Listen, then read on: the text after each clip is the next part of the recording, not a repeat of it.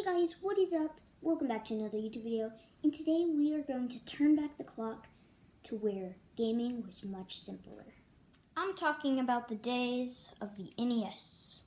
Yes, the NES. You might not know what it is, but looking at the label, as you can see, you probably recognize the brand. It's Nintendo, the company that made your Nintendo Switch.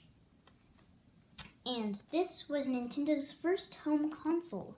In Japan, it was called the Famicom, known as Family Computer. But anyways, today I'm going to talk about the game Excitebike, which came out on the NES. Excitebike was a cartridge-based game for the NES, published in 1985. And we're going to go ahead and play it. All I got to do is pop open this, grab my game, put it in the NES. You might have to push it in a bit. And power the console on. See, sometimes that happens. So the console light is blinking, which means the game's like kind of red. But you can hear the music kind of like cutting out and stuff. But if I reset it,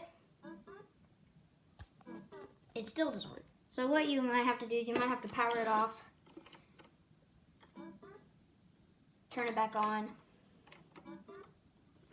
Usually you have to take the game out, put it back in.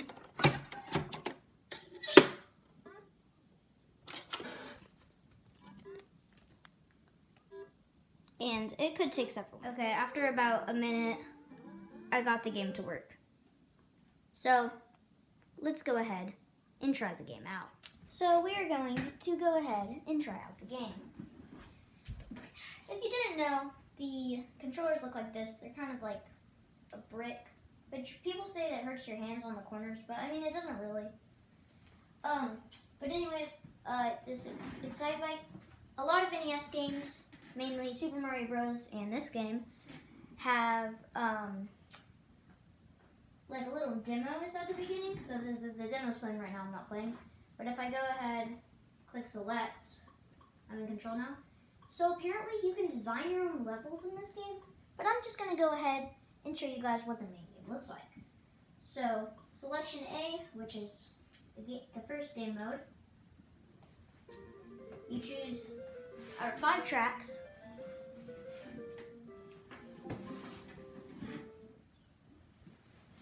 A little countdown goes, and you can hold down A to ride your bike. You use the D-pad to go up and down to switch between lanes. So there are 4 lanes, and you go over these jumps. If you tilt the D-pad backwards, you can do a wheelie. Pretty cool. But you spin out. The main purpose of doing like wheelies and stuff in this game is so you can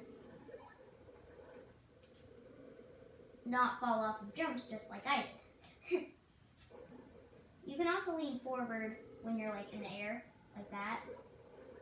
But then you can also spin out. So as you can see at the bottom, I have a time on the right, and then I have a temperature of my bike. So the temperature, the whole purpose for that is because if you hold down B, you can speed like really fast. But then you overheat and it makes you sit here for like about 10 seconds, and then you can get back on the road. If you recognize this stuff a little bit, you might have played Mario Kart 8, which had an Excitebike arena course, which is pretty cool. But if you have an NES and don't have this game, it's definitely worth checking out. And this game is pretty fun, considering that it came out over 20 years ago. But anyways, that's what the main game looks like. And it also saves your best time and tells you your ranking, which is really nice. And if you beat your time, it'll just automatically put you to the next track until you've beaten all 5 tracks. But let me show you selection B, which you can choose out of 5 tracks again. And they are the same tracks, But this time you're competing against other people. And it's not just these 4 people. Like if I slow down, we got more racers behind me. And if people bump into you, they spin out. But if you bump into them, you'll spin out, so.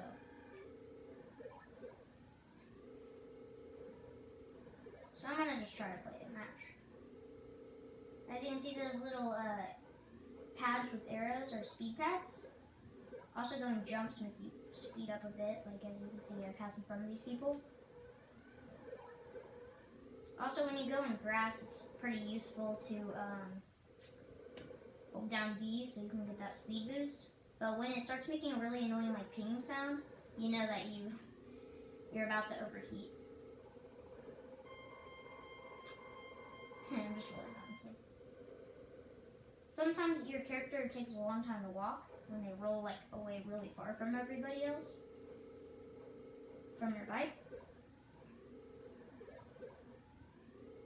But I like that the computers also make mistakes, so you can go ahead and beat them. I think the speed actually goes faster, at least on this track, than the CPUs, because I'm like passing them pretty easily. But this is definitely not my best time. I'm at 1:30. So it's 2 laps, but it's just a straight path. So I guess these laps are all the way around the world or something. And you do a wheelie when you do pretty good. So yeah, my best time was 1 minute and 16 seconds, and my time was 1 minute and 36 seconds. I like that it has very specific, it has like milliseconds in your time. But let me show you the design section of the game.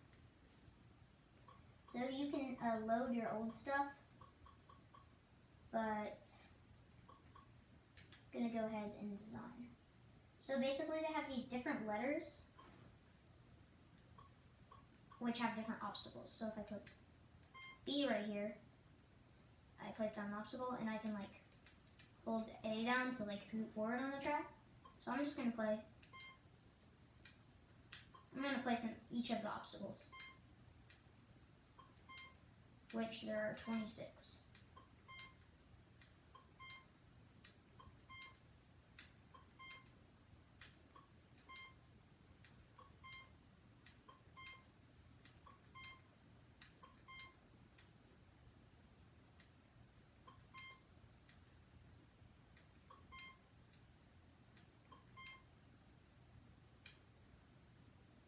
And actually they're not 26. It only goes to S. So maybe they were gonna make 26 and they didn't have time or something. But whatever. So now I'm finished, so if I click end, yeah, there's my finish.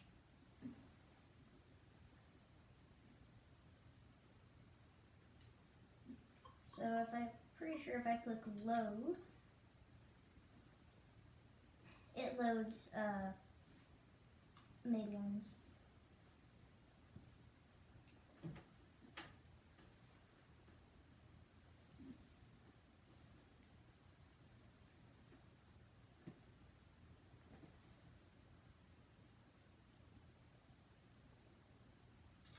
And this may take a while loading, so we'll see you when it's done. So it's been a few minutes and it's still loading. So I'm not sure if it works, but that's okay because the design thing, I feel like would have worked a lot better if this was like a way newer game, because like this came out in 1985.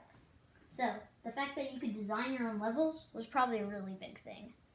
But anyways, hope you guys enjoyed this video. If you want me to basically review and tell you guys about any other NES games, which I have a few more back there, I can definitely make that possible if you hit the like button.